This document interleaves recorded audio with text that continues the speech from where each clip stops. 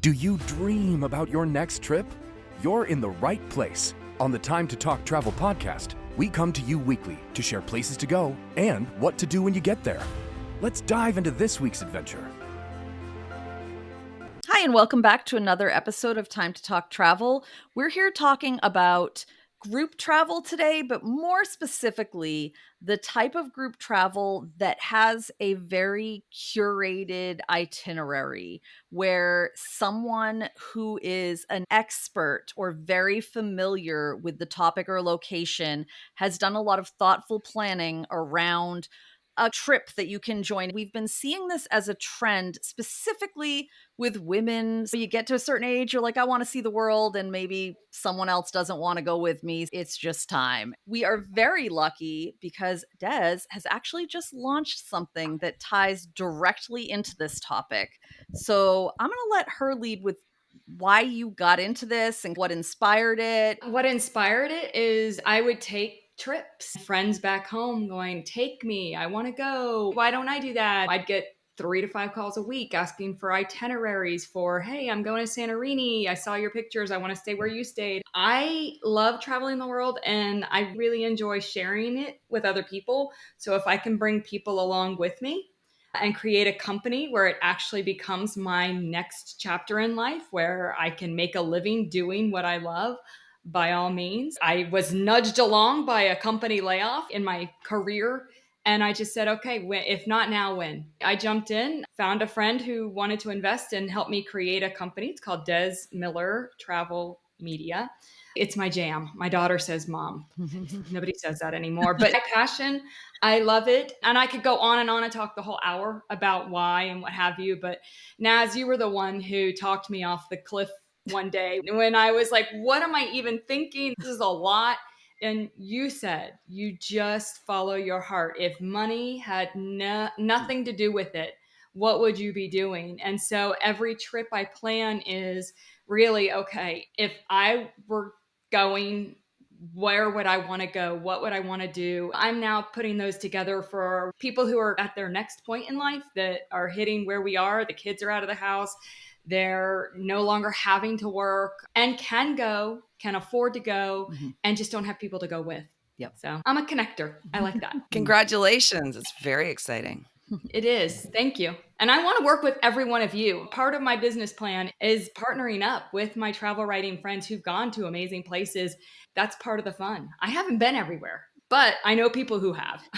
And I think with these curated trips in general across the board for anyone who's looking at a group travel experience where they buy into an itinerary, one of the major factors that makes them stand out from going on like a Groupon group trip where it's just a bunch of people who are getting together for a discount is they're focused around a theme.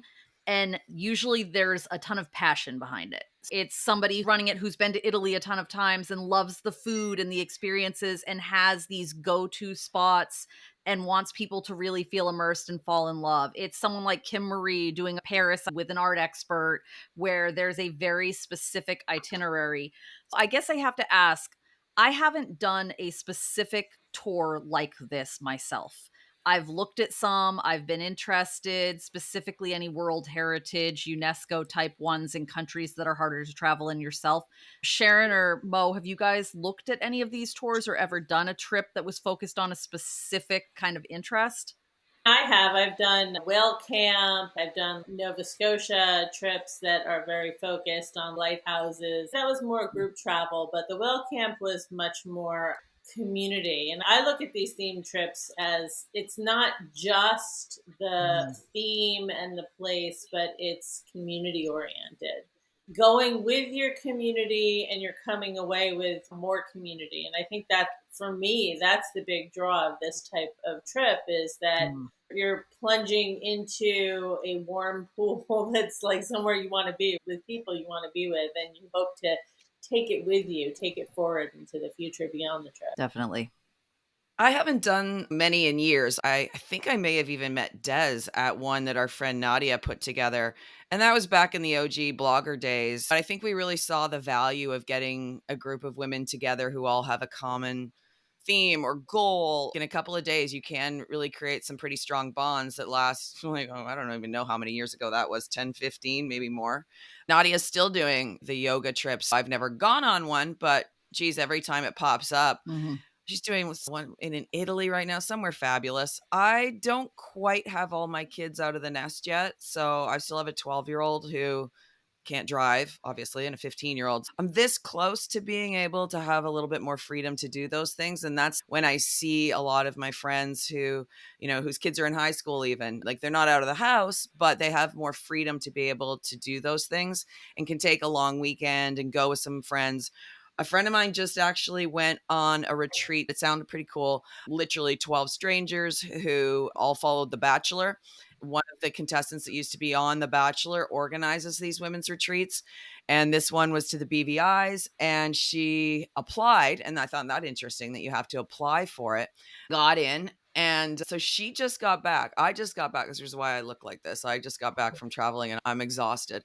It's funny, the thing, you need a vacation after a trip sometimes, right? I haven't really talked to her about it, but the pictures along the way look like she had a ton of fun and she didn't know a soul going in. It's just looking at what's your jam, as Des would say. Figuring out, do you have the cojones to basically go and see if you can hang with these kinds of people that or have the same interest? Yeah. I think we'll probably get into this, but I think you've really got to be an adaptable personality to do this sort of trip, because you don't know who you're going in with. You're going to have to find sort of your way, and you're going to have to find your tribe within a tribe. Just because you like the same thing, you might like yoga or you might like The Bachelor, doesn't mean that everybody there is going to be exactly the same as you. You've got one thing in common. That's a good start. Technology has helped with that quite a bit, though, because the people I know who lead retreats will typically put together a small group, like on Facebook, where the people who are going get to know each other in advance. And I'm not saying, I just did a girlfriend getaway. There were 10 of us, people who worked together 30 years ago. And there are always personalities. In fact, someone backed out on that trip, literally flew in from California, landed in Norfolk, Virginia to go to the Outer Banks, and had an issue with somebody the night before we were all supposed to go. She got right back on a plane and went to California. And it was heartbreaking because it was someone I was really eager to see. But sometimes there are personalities. And that's one of the things that a retreat leader or a group getaway leader has to allow for. And everybody comes together, but you still have your own space. And so that's part of it. You have this great opportunity to connect. But even on the trip we were on, did you do the Costa Rica one? Yeah, the Costa Rica one. This was going to be my question. I remember this coming up in conversation at one point about there being one person or someone who was a little off from the rest of the group. And I think that's why these trips are so unique, when there's that good group leader who can set the vibe, who can set the expectations. I'd almost rather go with a bunch of people I don't know who are at least interested in the same thing with some ground rules and a good group leader than sometimes go with a group of people I do know who I know it's going to get interesting either way. Yeah, I'm not into drama like that. So no. That's probably why I'm a little gun shy. The details, I remember on that one trip, we got there and we were introduced to our bed buddy. And at no point did I realize we were sharing beds with strangers. I was totally cool with that. And my bed buddy and I are still friends on Facebook. But you know me, I don't really read all the details sometimes. I'm excited to go and I want to be there. And it was still great and fun. But if that wasn't your jam, you'd be in trouble right off the bat, right? Yeah, as I was researching this, I remember calling Nadia and I said, we slept in the same bed, and she goes, no. And I said, yes. 100% we did. Jill Amory was my bed buddy. And I adore Jill. I didn't know her before the trip. And I had talked to another friend, Sarah Swarthart, who does trips around the world now. And she was my roommate in Costa Rica. And she said, we definitely did not sleep in the same bed. That would have been a deal breaker for me. And I was like, so that is one of the things. Yeah, Costa Rica, we had our own, that's for sure. As a retreat organizer, you deal with, because a lot of these really beautiful places to stay only have rooms with one king size bed. If you really want to make it affordable for more people, like I rented a house in Portugal where we're going to stay. It's a beautiful home. It has 6 bedrooms with king size bed, 1 bedroom with 2 twins. So I put it as it's a single occupancy, a double occupancy with twins, or a shared bed with a really close friend. There are different prices based on what you do, but it's a dance. And I don't know that if it hadn't been a friend organizing that retreat, I would have said, I'm cool sharing a room with somebody I had never met before, but I'm go with the flow, whatever. Tell me where you need me, what you want me to do. But what's funny is that's coming up, even it's bleeding over into the business world too, right? So people are doing a lot of personal development or putting up their own costs to go to certain conferences and opportunities. I'm in a group called Women in Sales, and they did a retreat out in California that looked fantastic. And it was about getting together and working on skills building and really kicking ass, and there were some amazing people going, but again, it was a rented house, so there were opportunities where it said book early if you want your own bed and room, because this is what we've got. You're going to need to make a friend. If you're not comfortable staying in the house, we'll have a couple of day passes available and you can stay nearby. Yeah, a lot of retreats don't even handle the accommodations. Sarah, who I just mentioned, she goes around the world kite surfing. She goes to these destinations. I was responsible for getting myself from, you're always responsible for flying yourself there, but then from getting from the airport to where she booked her own accommodations. They run the gamut. You do have to do your research and look at where you're going, what is included, what's not included. But I feel like it has become so common now. I have friends who are doing writing retreats, who are doing yoga retreats, who are doing meditation and wellness retreats. There really is a niche for everything. I will tell you, I've fallen in with a group of retreat planners. They're so interesting. The one that is doing the very best, that is making a killing, she plans Outlander getaways where the people all follow the Scottish, all the kind of countries for Outlander. She is making bank and having a blast. Like, she just does the same trip twice a year. Yep. And recycles. And I love it because you're following the movie and the fun of it. We talked about set jetting on our very first podcast. I love it. And Ciaran talked about doing it with books, book settings. Naz, I think every time we talk about books, you talk about Anna Green Gables. And that's a great niche there.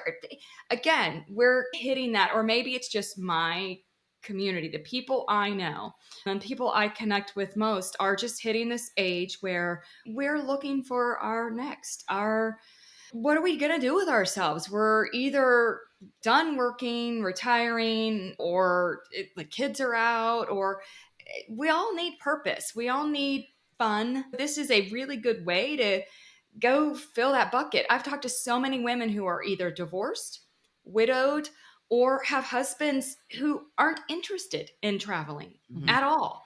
And they don't want to just stay home and curl up and die. They want to get out there and see the world now that they finally can. Now there's this opportunity more and more for them to find other people to go with. They're solo, but in a group. Yep. And that's pretty cool. We were talking about this earlier, statistics. I found something that talked about, there's one tour company, they saw a 200% increase in solo travel bookings since the start of 2023 compared to the same time a year ago. And Intrepid Travel's 2,300 more solo travelers booked on North America trips this year than last year, along with 9,000 more solos going globally. And that's just cool. I love it. Yeah. And I do think technology is part of it. Now, it's not people who I talked to who went backpacking in college. We didn't have cell phones at that point. Yeah. We didn't have this easy way to navigate. You'd have to literally go to a payphone and call the family, proof of life, still here. Today I'm in Romania, whatever it is, because now my daughter's on a cruise this week with her dad.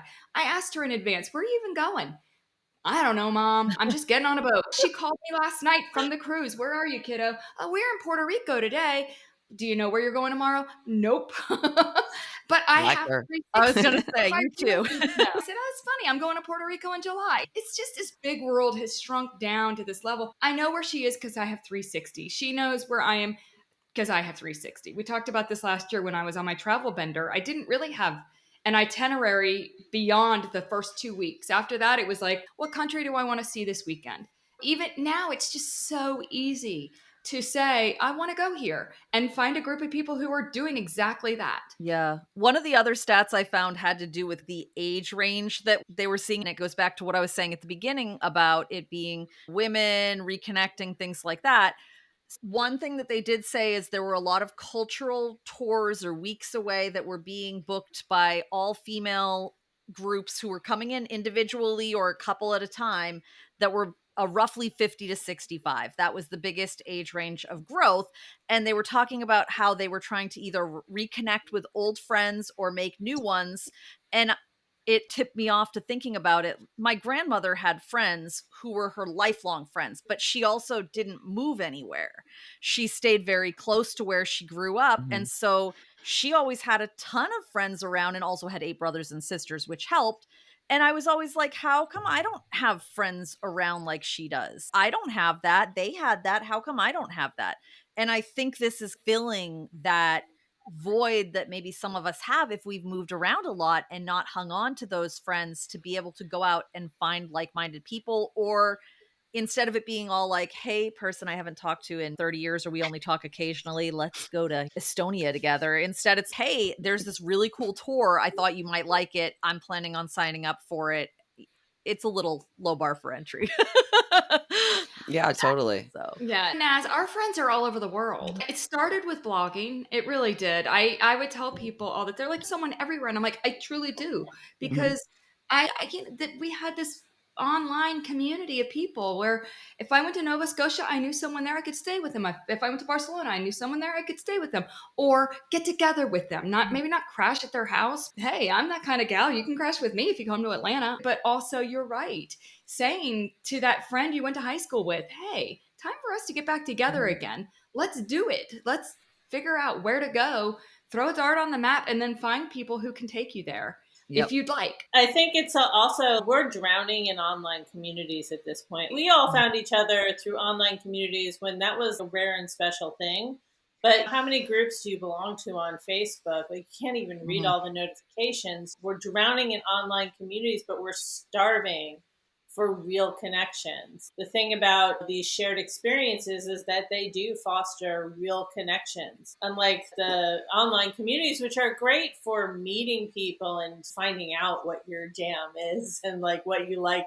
It's like TikTok, it sorts you. It's like the sorting hat. It's, oh, what you really like is organization videos. That's what you're about. well, seriously. And then also, how many of us were told, oh, you got to figure out what you want to do. You got to go to college. You got to get a job. How many of us, I came out of college in a recession and it was all make sure whatever you do is sensible and you can get a job in it. And so that steered where I went. And then also, how many people had late diagnosed ADHD or something and they wonder why there are all these trips where you can study photography or learn to make stained glass or explore archaeological sites, is because all of us probably wanted to do something like that. And then we did something sensible. Mhm. Absolutely. And This is our gap year. at this point, we're looking at our story. And I think for me, everything goes back to story, but we're saying, what's this next chapter? What's next?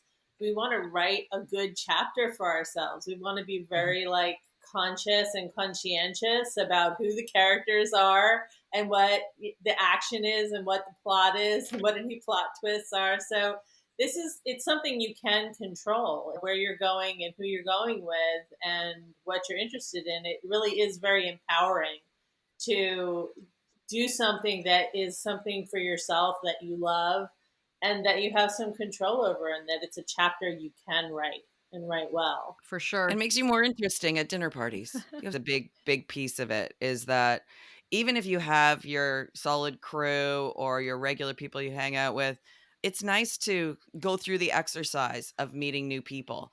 And you're not always given that in your day-to-day life. It can be a little monotonous that way. I love meeting new people. I was at a club trip with my husband, his company. It was the top performers from all over the world. And I was like, this is my new friend from Singapore. This is my new friend from Australia. I sat next to a woman who's Ukrainian who lives in Dubai. I was like, how could this be my job, to just go around and meet people? Because they didn't even know each other. They all work for the same company, but they all knew me by the end. And I was the common denominator. But that just recharges my battery like nothing else. Is just listening, as Ciaran said, to their stories, news stories, interesting people. You read things on the news and on social, but when you actually, I was talking to the woman who lives in Dubai and I said, my husband will never let me go to Dubai because will not want to bail me out of jail. And she's, no, I got you. Or my husband, sure you sure you know what you're signing up for. Yeah, I think it's that sort of, especially as an extrovert like I am, I crave something new and challenging, and for the most part, enjoy meeting new people. I do have a time limit on how long I can be with a group like that, though. I know even with my family, I start getting a little like antsy and not the nicest person after 7 days. So know yourself. If you're good for 2, 3 days, or a lot of my friends, we call them day on, day offers. Like they're good to be on for a day, but then they need a day off. Like they could not do every day, even of a weekend with people they know, let alone have the energy to talk to new people. So at least know yourself and go, okay, you know what? This is even a day trip that might be an exciting sort of fun thing to warm up with. Or I know, don't go beyond 7 or you will come home with no friends. I'm there too. I'm the 5 nights, 6 days. Yeah. Yeah. If it's family, it's more like 3 or 4 days. Extended family, sorry. Depends on how much downtime I get. If I have enough downtime and personal time and away time, I can do a little longer, but I definitely need that recharge session where I can be alone and do my own thing. And that's it. I think, especially with my family, I put a lot of the pressure on me. Or actually, I'll take that back. I have done a lot of ladies' trips where I guess they are official if we've planned them, but not through someone else, just with my own friends. I take it upon myself to make sure everyone is having a good time at all times, and it exhausts me. I don't even realize I'm doing it. It's taken 47 years to realize that is something I need to let go of, because I can't make everybody happy all the times. I think a lot of us are like that, Mm. because I'm the same way, Mo. And I recognize that in you, and it's part of what I love about you, because I know if Mo's going to be there, it's going to be fun. Always. But it can't always be. You just do need some yeah, downtime. right. And I think as we get a little older, we do need a little more recovery time. Make This a is the pitch. aftermath of 6 days of on, right? Even my voice is bad. I'm going to make a pitch for going on trips with strangers, even though it's outside my own personal comfort zone. But I will say that, like, my kids' camp doesn't like to put kids in bunks or in sessions with their friends from home, very specifically because they're like, this is their time to explore something new, to try on a new personality, to try on a new skill, to try on a new attitude, whatever.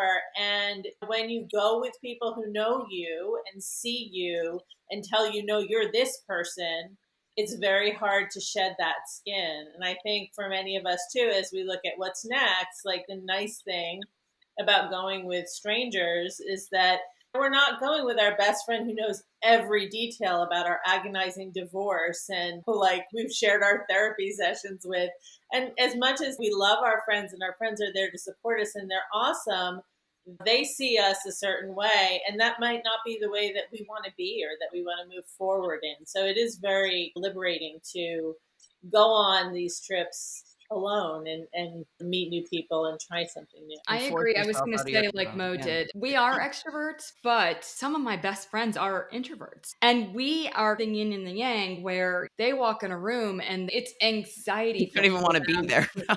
I'm like, no, let's head here. And I will give you this tip I learned from somewhere. If you are one of those people and you're going into an environment or a meeting room or something like that, say it's a conference and you're really filled with anxiety, I was told the best place for you to stand is at the end of the drink line, because that's when people have walked in the door. Because some people are like, I'll get them as they're walking in the door. No, that's when they're sizing up the room and figuring out what they're doing. And they've got to walk in the door. They've got to let them go get a drink. And then as they're leaving, they're a little more relaxed and open to forming new friendships and that sort of thing. As a retreat planner or a group getaway guide, that would be that person's job, is to make sure other people do meet each other and that no one's left in a corner sitting by themselves that doesn't want to be. Now, some people, that's exactly what they want. They're looking for solace and quiet. There are actually, no joke, sleep retreats. There are silent retreats. These all exist, and I know people going to them right now. I have a friend whose mother died 4 months ago. She's going to a silent retreat because she just wants the world to just quiet down and let her sit with her thoughts. Right now, she's surrounded by people. Her mom was super popular in the community, and everybody is just always, you can't heal when it's all being brought back up. So she's doing that. A sleep retreat. Dude, 5 years ago when I was in the thick of it, I would have loved a sleep retreat. We talked about this for Mother's Day. Just let me go away and please catch up on. There really is something for everyone. I'm organizing one Turtles on the Treasure Coast retreat. I grew up on the Treasure Coast of Florida where there are shipwrecks. Every July when I'm there, every night I would see turtle nests hatch. And people would say, oh my God, I would give anything to see it. Okay, I'm setting it up. Come on down. And that's one I'm not going to make a whole lot of money on because I do try and pick really nice hotels and places to stay. I just really want people to see and experience the things I've seen and experienced. And again, bringing like-minded people together. You can't promise you're going to see a turtle nest hatch. You can't. The turtles control that. But the likelihood is very high. If nothing else, you're going to have a good time on the beach. We'll do a boat tour and great restaurants with seafood. And it's just planning a couple of days of fun for you time. Because for so long, we didn't put us first. We were the people taking care of everybody else, the house, the job, the kids, the parent, the husband, whatever. Now it's our turn. It's our turn. And I think that's why these types of trips are starting to appeal to me now, right? Because from a budget standpoint, it actually makes sense because it's cheaper for just me who's interested in these things to go and for you to find the deals and get the right hotels. And I know I'm staying somewhere nice than it is for me to put in all the time and research to then bring my family or other people to go somewhere where they may not want to do everything. And I'm going to pay this much for a ticket to a museum you're not going to care about at all, or this much for me. And there is a certain budget aspect to that. If you can budget to go on a trip by yourself in an interest area and then go on a trip with your family that you'll know they'll enjoy, and then everyone's happy. Absolutely. Yeah. I think that sounds your turtle. Was it turtle treasure? Turtles on the Treasure Coast. We'll go to the Treasure Ship Museum, and it's again, this is home to me, so I love the idea of sharing where I'm from.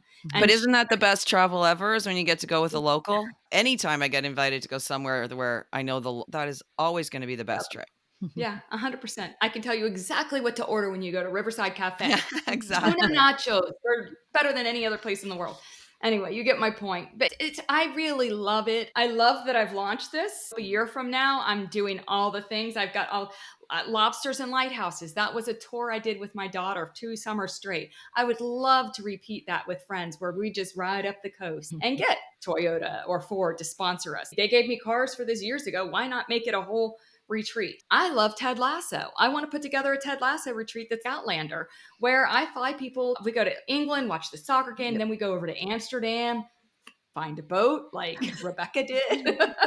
I want to train one. I want a train tour. So I like the idea of trains, but the appeal to me is that I can stop and get off in like multiple cities and see a few things, but logistically, like the train stations and getting off and finding the way in, it's not feasible from a logistics standpoint or budget standpoint. What do I do? Rent a car everywhere or something? I want someone to do a group travel, like train, see the highlights, cities, and they arrange all that. And I don't have to do any of it. That would be lovely. Naz, we will plan that together. You will be the train person. Sharon, we're doing books. We're doing a book retreat together. Followers know this, but Sharon's written 5 books already. Now I think the 6th one is coming out. Has it? It's not been released yet. It's coming. Okay. So she's got 5 and they're based in, she wrote about Italy in these books. Paparazzi, I know, right? I can't even remember the titles, but I picture Sharon leading a book tour with her readers in some of the spots she wrote about with her fictional characters. But how fun would that be to have her taking us through on the drive that these 2 made to go see some ancestor? I can't even remember the books, but you get my point. Rome for the holidays. And yeah, Mo could take us anywhere on earth. I know it's gonna be fun. And I just love the idea of it. Now that I've got the whole business side set up where we've got taxes are taken care of and the liability and the insurance and all of that, now I can do it with anybody. And I love the idea of it. I love, again, my jam is connecting people and destinations and showing everybody the world. Love it. Yeah. We can't argue with that. That's like a dream job, honestly. Except for I'll let you do the logistics and I'll just come along for the ride. Sure. Dream job, except for the logistics and the people. All fun. It's funny because I think one of the earliest ones I ever heard of, and I know you guys were talking about Costa Rica and the retreats with Nadia and things like that, do you remember when everyone was doing the surf one where you go away and learn to surf for a week?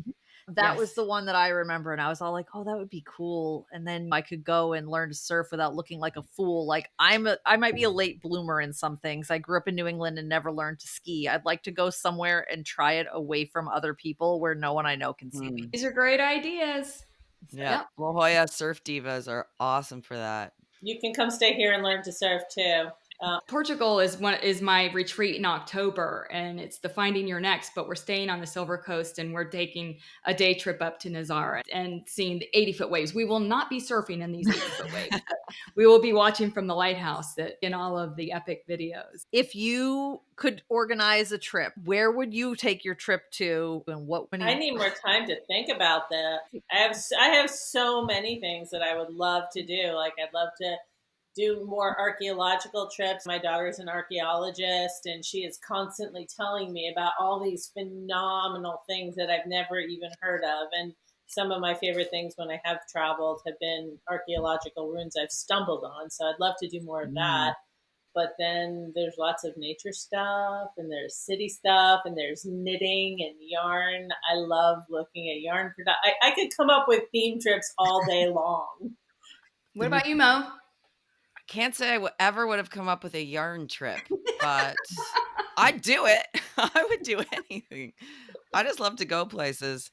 I love the ocean and anything towards beach and whatnot, but I have started watching Outlander again.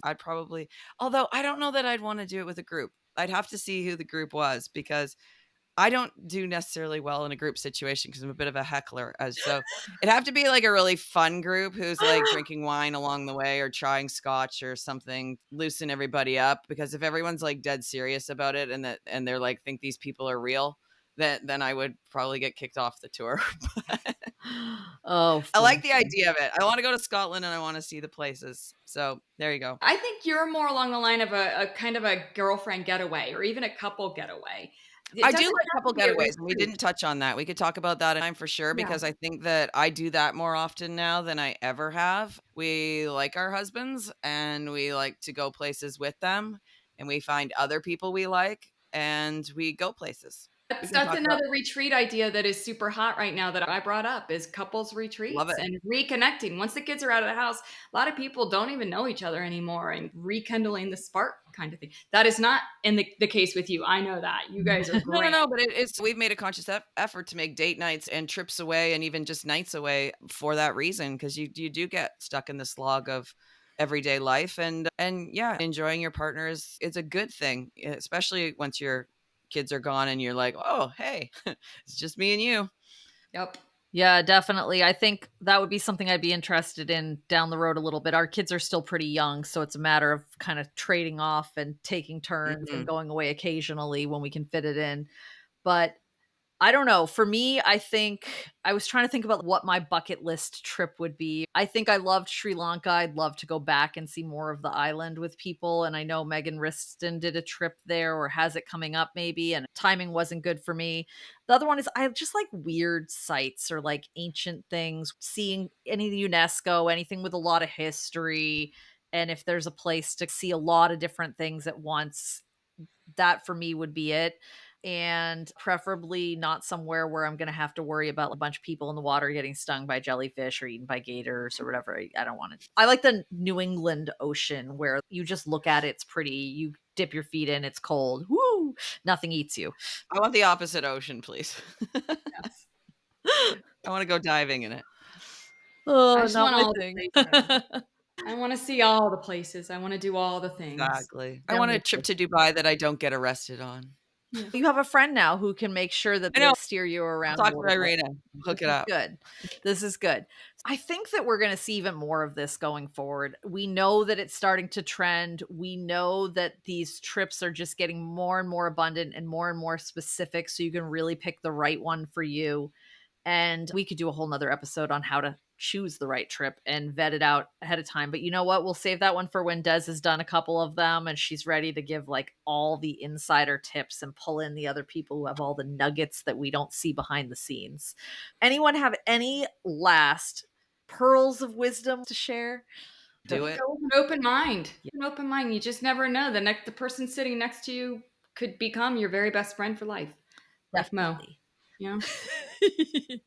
Absolutely. I have friends that I met on planes that I'm still Instagram friends with. 45-minute flight, still friends 10 years later. You just never know who that person and what they bring into your world or what you can bring into theirs. We meet people in the most random ways sometimes. You were talking about communities and things like this. I met a friend who was in a mom's group when I was in San Antonio who was like, I want to learn how to coupon.